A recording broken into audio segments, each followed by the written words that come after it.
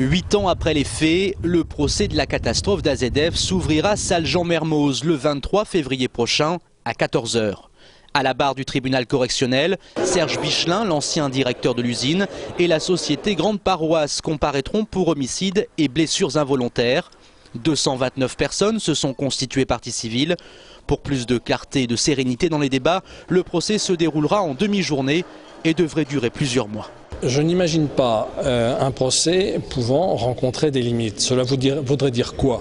Ça voudrait dire qu'une partie civile qui souhaite s'expliquer, un prévenu qui souhaite s'expliquer, une expertise qui est nécessaire à la compréhension du procès serait interrompue pour des motifs matériels. Ça n'est pas la façon dont la justice fonctionne. Une bataille d'experts s'annonce, car si les causes de l'explosion sont officiellement dues à un mélange chimique accidentel, d'autres hypothèses comme l'arc électrique vont être défendues lors du procès. Grande Paroisse risque de lourdes amendes, le directeur encourt lui une peine de prison. Autre rendez-vous judiciaire en 2009, l'affaire Viguier.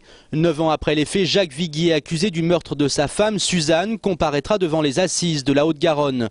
Disparu le 27 février 2000, le corps de Suzy Viguier n'a jamais été retrouvé.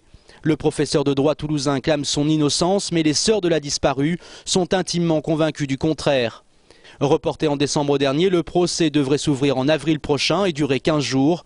S'il est reconnu coupable, Jacques Viguier encourt 30 ans de réclusion criminelle.